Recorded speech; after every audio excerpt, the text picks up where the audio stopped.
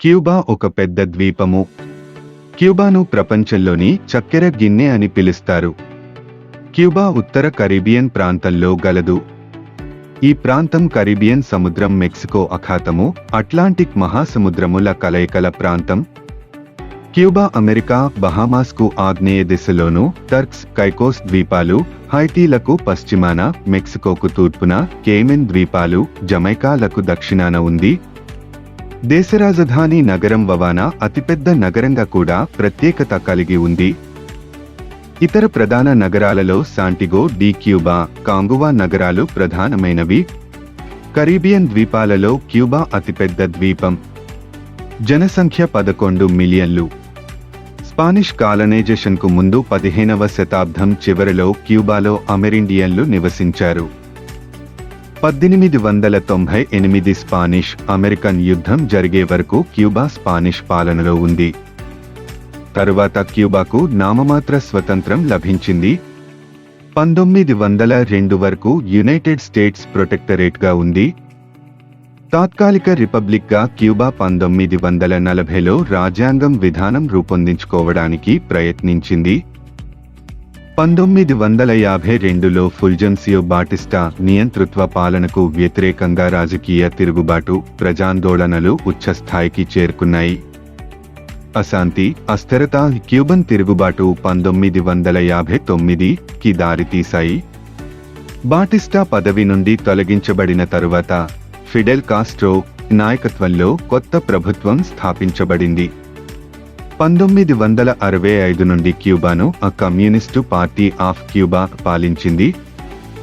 Soviet Union, United States మధ్య cold war కారణంగా Cuban missile crisis 1962లో న్యూక్లియర్ యుద్ధానికి వాతావరణం సిద్ధం అయింది.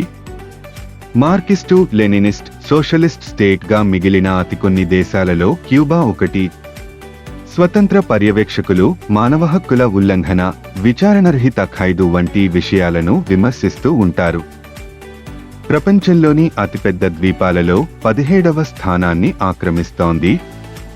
సాంస్కృతంగా క్యూబా లాటిన్ అమెరికాలో భాగంగా భావించబడుతుంది. ఇది బహుళ సంప్రదాయ కలిగిన దేశం. ఇక్కడ ప్రజలు, సంస్కృతి, అలవాట్లకు ఆదిమజాతికి చెందిన టైనో ప్రజలు, సిబొనీ ప్రజలు మూలంగా ఉన్నారు. దీర్ఘకాల బానిసత్వం, ఆఫ్రికన్ బానిసల ప్రవేశం, కోల్డ్ వార్ కారణంగా సోవియట్ యూనియన్తో ఉన్న సన్నిహిత సంబంధాలు క్యూబా సంస్కృతి మీద గణనీయమైన ప్రభావం చూపాయి. క్యూబా ఆర్థిక రంగాన్ని చక్కెర, పొగాకు, కాఫీ, నైపుణ్యం కలిగిన శ్రామికుల ఆధిక్యం అధికంగా ఉంది. మానవాభివృద్ధి సూచిక ఆధారంగా ఇది ఉన్నత మానవాభివృద్ధి కలిగిన దేశంగా గుర్తించబడుతుంది. మానవాభివృద్ధిలో క్యూబా ఉత్తర అమెరికాలో 8వ స్థానంలోనూ, ప్రపంచంలో 67వ స్థానంలోనూ ఉంది. ఆరోగ్య సంరక్షణ, విద్యాభివృద్ధిలో కూడా క్యూబా ఉన్నత స్థితిలో ఉంది. ప్రపంచంలో వరల్డ్ ఫండ్ ఫర్ నేచర్ అందుకుంటున్న ఏకైక దేశంగా క్యూబా ప్రత్యేకత కలిగి ఉంది. క్యూబా వెనిజులా నుండి సహాయం అందుకుంటున్నది. ఇదే మాదిరి సహాయం సోవియట్ యూనియన్ నుండి అందుకుంది. క్యూబా చరిత్ర. కొలంబస్ 1492 అక్టోబరు 12న క్యూబాను మొదటిసారిగా తన నౌకాయాత్రలో సందర్శించాడు. కొలంబస్ ఇక్కడకు చేరుకున్న సమయంలో 150,000 జనసంఖ్యతో టనో ప్రజలు ఈ ప్రాంతంలో ఆధిక్యత కలిగి ఉన్నారు. టనో ప్రజలు వ్యవసాయదారులు. సిబోనీ ప్రజలకు వ్యవసాయంతో చేపలు పట్టడం, వేట సేకరణ జీవనోపాధిగా ఉండేది. క్యూబా అభివృద్ధి. క్రమంగా క్యూబా అభివృద్ధి చెందసాగింది. స్పానిష్ కాలనియల్ ప్రభుత్వ పాలనలో క్యూబా నగర ప్రాంతంగా అభివృద్ధి చెందింది. స్పానిష్ అమెరికన్ యుద్ధం తరువాత స్పెయిన్, యునైటెడ్ స్టేట్స్ కలిసి ట్రీటీ ఆఫ్ పారిస్ మీద సంతకం చేశారు. ఒప్పందం ద్వారా Puerto Rico, Philippine, గుయామ్ United states కు $20 మిలియన్ల వదులుకుంది. మే 1902 క్యూబా యుఎస్ నుండి సంపూర్ణ స్వాతంత్ర్యం పొంది ది రిపబ్లిక్ ఆఫ్ అమెరికాగా అవతరించింది. క్యూబా సరికొత్త రాజ్యాంగంలో అమెరికాకు క్యూబన్ అఫైర్స్, ఫైనాన్స్, విదేశీ సంబంధాలలో జోక్యం చేసుకునే అధికారం కల్పించబడింది. ప్లాట్ అమెండమెంటు ఆధారంగా యుఎస్ క్యూబా నుండి గుయాంటనమో నావల్ బేసును లీజుకు తీసుకుంది. 1906లో నిర్వహించబడిన ఎన్నికలలో అధ్యక్షుడైన టోమస్ ఎస్ట్రాడా పాల్మా సాయుధ తిరుగుబాటును ఎదుర్కొన్నాడు. క్యూబా ఆక్రమణను యుఎస్ అడ్డగించి చార్లెస్ ఎడ్వర్డ్ మాగూన్ గవర్నర్గా నియమించబడ్డాడు. 1908లో జోస్ మైగియల్ గోమెజ్ అధ్యక్షుడుగా ఎన్నిక చేయబడిన తరువాత క్యూబన్ ప్రభుత్వం పునఃప్రారంభించబడింది. యుఎస్ క్యూబన్ అఫైర్స్ లో జోక్యం చేసుకునే అధికారం కొనసాగించబడింది. 1912లో పార్టీలో ఇండిపెండెన్స్ డి కలర్ ఓరియంటో ప్రొవిన్స్ ను ప్రత్యేక బ్లాక్ గా స్థాపించడానికి ప్రయత్నించాడు. అయినప్పటికీ జనరల్ మాంటియాగుడో హింసాత్మకంగా దీనిని అణిచివేశాడు. 1924లో జెరాడో మచాడో అధ్యక్షుడుగా ఎన్నిక చేయబడ్డాడు. ఆయన పాలన సమయంలో పర్యాటక రంగం అభివృద్ధి చేయబడింది. వరదల వచ్చి చేరుతున్న పర్యాటకులు బస చేయడానికి అవసరమైన అమెరికన్ యాజమాన్య హోటళ్లు, రెస్టారెంట్లు నిర్మించబడ్డాయి. విప్లవాత్మకమైన పర్యాటకాభివృద్ధి క్యూబాలో జూదం, ప్రాసిక్యూషన్ అధికరించడానికి దారితీసింది. 1929లో ది వాల్ స్ట్రీట్ క్రష్ కారణంగా చక్కెర ధరలు పతనం, రాజకీయ అస్థిరత, అశాంతికి దారితీసింది. 1930లో విద్యార్థుల నిరసన ప్రదర్శన ప్రతిపక్షాల జోక్యంతో హింసాత్మకంగా మారింది. మకాడో మద్దతుతో జనరల్ స్ట్రైక్ ప్రకటించబడింది. చక్కెర కార్మికులు సైనిక తిరుగుబాటు 1933లో మకాడో దేశ బహిష్కరణకు దారితీసింది. ఆయన స్థానాన్ని కార్లోస్ మాన్గియల్ ది సెస్పెడస్ వై క్యూసాడా భర్తీ చేశాడు. 1933 సెప్టెంబరులో సార్జెంట్ ఫుల్జెన్సియో బటిస్టా నాయకత్వంలో మొదలైన సార్జెంట్ తిరుగుబాటు సెస్పెడస్ ను పదవి నుండి తొలగించింది. 5 సభ్యులు కలిగిన ది పెంటా chief of 1933 executive committee provisional government నాయకుడిని ఎన్నిక చేసింది. ప్రొవిషనల్ అధ్యక్షుడుగా రామన్ గ్రోస్ సన్ మార్టిన్ నియమించబడ్డాడు. 1934లో మాటిస్టా మార్గాన్ని సుగమం చేస్తూ గ్రో పదవికి రాజీనామా చేశాడు. ఆయన 25 సంవత్సరాల కాలం క్యూబా రాజకీయాలను ప్రభావితం చేశాడు. ఈ కాలంలో క్యూబాలో వరుసగా బొమ్మ అధ్యక్షులు నియమించబడ్డారు. 1940లో సరికొత్త క్యూబా రాజ్యాంగం రూపొందించబడింది. ఇందులో right to labour, health care చేర్చబడ్డాయి. అదే సంవత్సరం బాటిస్టా అధ్యక్షుడుగా ఎన్నిక చేయబడి 1944 వరకు పదవిలో కొనసాగాడు. శ్వేతజేతేతరుడుగా అత్యంత ఉన్నత పదవిని అధిష్ఠించిన క్యూబా పౌరుడుగా బాటిస్టా ప్రత్యేకత సంతరించుకున్నాడు. ఆయన ప్రభుత్వంలో పలువురు కమ్యూనిస్టు సభ్యులు ప్రధాన పదవులు స్వీకరించారు. ఆయన ప్రభుత్వం పలు సాంఘిక సంస్కరణలను అమలుపరచింది.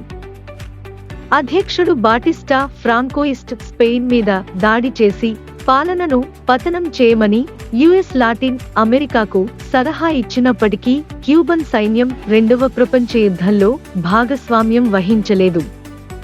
1940లో చేసిన రాజ్యాంగ సవరణ బాటిస్టా తిరిగి ఎన్నిక చేయబడడానికి ఆటంకంగా మారింది. 1944లో రామన్ గ్రోస్ సాన్ మార్టిన్ అధ్యక్షుడుగా ఎన్నిక చేయబడ్డాడు. అప్పటికే ఆగసలాడుతున్న క్యూబా రాజకీయాలను గ్రో అదనంగా కూసింపచేశాడు. ప్రత్యేకంగా దుర్బలమైన కాంగ్రెస్, సుప్రీం కోర్టులు మరింత బలహీనం చేయబడ్డాయి. 1948 ఎన్నికలలో కార్లోస్ ప్రియోస్ సొకర్రాస్ అధ్యక్షునిగా ఎన్నిక చేయబడ్డాడు. 2 మార్లు అధికార పదవి వహించిన అటెంటియో పార్టీ పాలనా కాలంలో కొనసాగిన పెట్టుబడుల వరద శరవేగమైన ఆర్థికాభివృద్ధికి చేయూత ఇచ్చింది. సమాజంలోని అన్ని వర్గాల ప్రజల జీవన స్థాయి అభివృద్ధి చెందింది. నగర ప్రాంతాలలో మధ్యతరగతి ప్రజల జీవితం సుసంపన్నం అయింది. 1952లో బటిస్టా అధ్యక్షస్థానికి పోటీ చేసి ఓటమిని చవిచూశాడు. 1952లో కమ్యూనిస్టు పార్టీ చట్టవిరుద్ధం చేశాడు. తిరుగుబాటు తరువాత క్యూబా తలసరి మాంసం, కూరగాయలు, ఆటోమొబైల్స్, టెలిఫోన్లు, రేడియోల ఉపయోగం అధికం అయింది.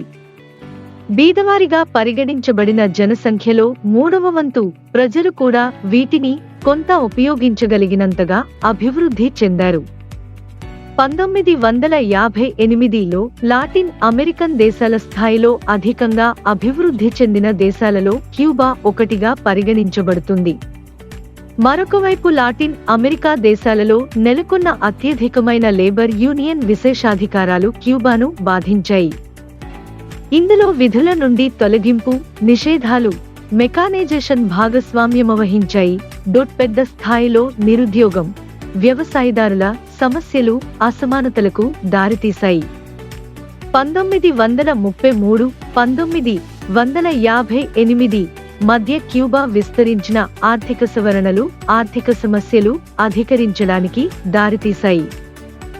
నిరుద్యోగం కారణంగా పట్టభద్రులు ఉపాధి వెతుక్కుంటూ కార్మిక రంగంలో ప్రవేశించడం ప్రారంభించారు. మధ్యతరగతి ప్రజలు నిరుద్యోగం, రాజకీయ హింసాత్మక చర్యలు వంటి సమస్యలను యునైటెడ్ స్టేట్స్తో పోల్చి చూడడం ప్రారంభించారు. చాలా కాలం వరకు లేబర్ యూనియన్లు బాటిస్టాకు మద్దతుగా నిలిచారు. 1958 డిసెంబరు వరకు బాటిస్టా అధికారం కొనసాగింది. 1950లో రాజకీయంగా మార్పు తీసుకురావడానికి వివిధ సంస్థలు పోటీ చేశాయి. సాయుధ తిరుగుబాటు ఇందులో భాగంగా మారింది. 1956లో ఫిడెల్ కాస్ట్రో 80 మందితో బాటిస్ట్ ప్రభుత్వానికి వ్యతిరేకంగా తిరుగుబాటు చేయడానికి యాచెట్ గ్రాన్మా చేరుకున్నాడు. 1958 జూలైలో కాస్ట్రో బృందం ప్రధాన తిరుగుబాటు బృందంగా మారింది.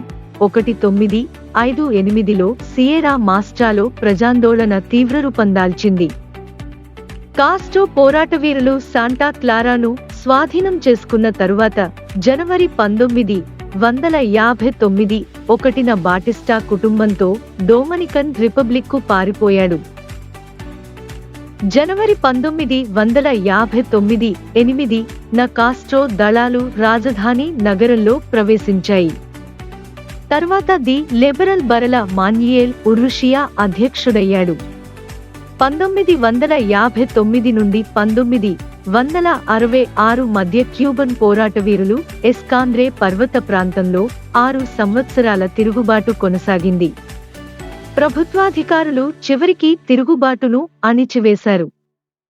ఈ తిరుగుబాటులో అత్యధిక సంఖ్యలో సైనికులు భాగస్వామ్యం వహించారు. యునైటెడ్ స్టేట్ గవర్నమెంటు ఆరంభకాలంలో క్యూబన్ రివల్యూషన్కు మద్దతు ఇచ్చింది. ఇది లాటిన్ అమెరికన్ దేశాలలో ప్రజారాజ్య స్థాపనలో భాగంగా భావించబడింది.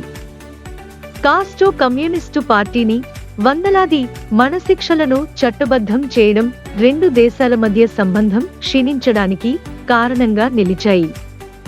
అగ్రారియన్ రిఫార్మ్ చట్టం ద్వారా వేలాది ఎకరాల వ్యవసాయ భూములు, వీటిలో యుఎస్ ప్రజల యాజమాన్యంలో ఉన్న వ్యవసాయ భూములు కూడా ఉన్నాయి, స్వాధీనం చేసుకొనడం ఇరు దేశాల మధ్య సంబంధాలను మరింత చెడగొట్టాయి. ప్రతిస్పందనగా 1960 నుంచి 64 వరకు మధ్య యుఎస్ ఇరు దేశాల మధ్య వాణిజ్యాన్ని రద్దు చేసి యుఎస్లోని క్యూబాకు స్వంతమైన ఆస్తులను సీల్ చేసింది. 1960 ఫిబ్రవరిలో కాస్ట్రో సోవియట్ వైస్ ప్రీమియర్ అనాస్టాస్ మికుయన్తో వాణిజ్య ఒప్పందం కుదుర్చుకున్నాడు.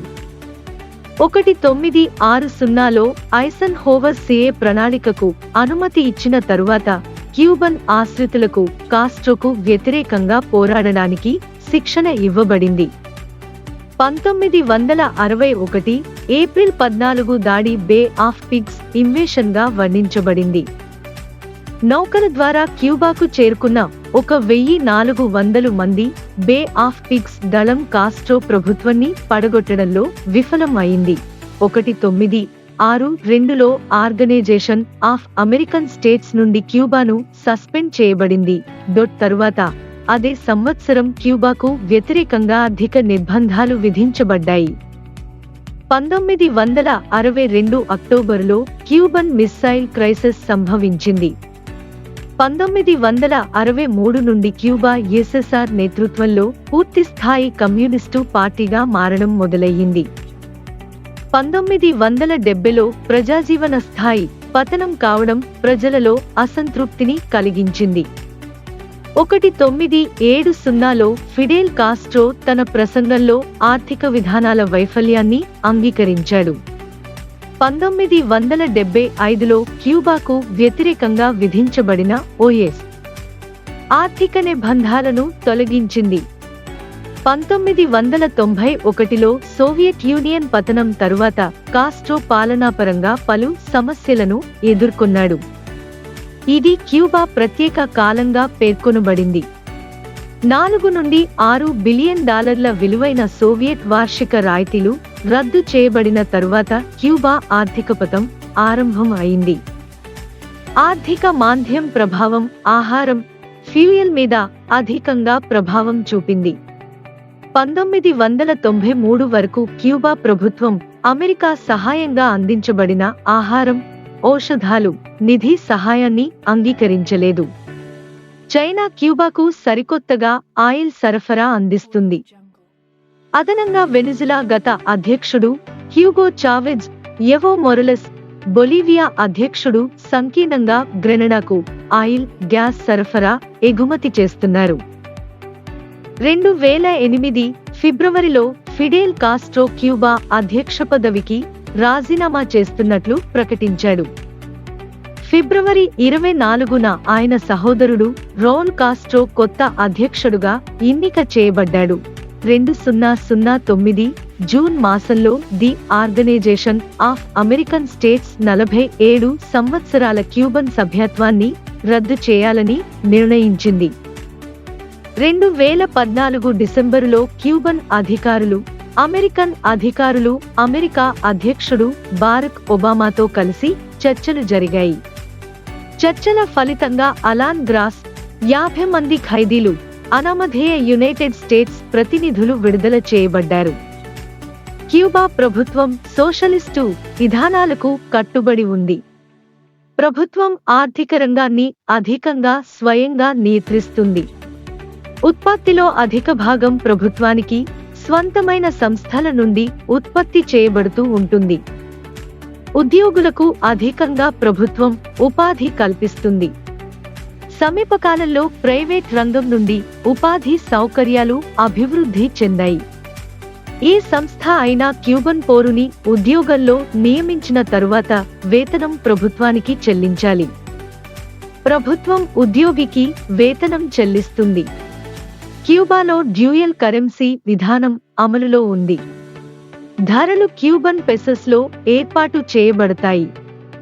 పర్యాటక రంగం ఆర్థిక వ్యవహారాలు కన్వర్టబుల్ పెసోస్ రూపంలో యుఎస్ డాలర్లకు సమానంగా ఏర్పాటు చేయబడి ఉంటాయి. 2010 గణాంకాల ఆధారంగా క్యూబాలో ప్రజలలో 65% క్రైస్తవులు ఉన్నారని భావిస్తున్నారు. 2016 గణాంకాల ఆధారంగా వీరిలో 60% రోమన్ కాథలిక్కులు, ప్రొటెస్టెంట్లు 5% ఉన్నారు. 23% జాతి నిర్ణయించబడని ప్రజలు, 17% స్థానిక మతాలకు చెందిన ప్రజలు ఉన్నారు. క్యూబా అధికారికంగా లౌకికవాద దేశం. 1980 నుండి దేశంలో మత స్వాతంత్ర్యం అధికరిస్తూ ఉంది. క్యూబా అధికార భాష స్పానిష్. అత్యధికమైన క్యూబన్లకు స్పానిష్ వాడుక భాషగా ఉంది. క్యూబాలో వాడుకలో ఉన్న స్పానిష్ భాషను క్యూబన్ స్పానిష్ అంటారు. పశ్చిమ ఆఫ్రికన్ యోరుబా భాషా కుటుంబానికి చెందిన లుకుమి భాష సాంటారియా ప్రజలకు వాడుక భాషగా ఉంది. ఇది ద్వితీయ భాషగా ఉంది. హతియన్ క్రియోల్ భాష క్యూబాలో అత్యధికంగా వాడుకలో ఉంది.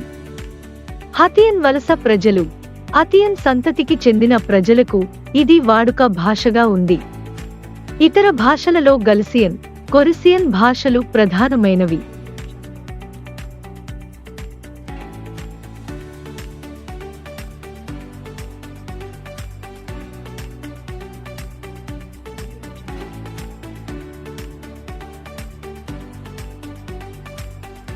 If you like the video, please like us and subscribe.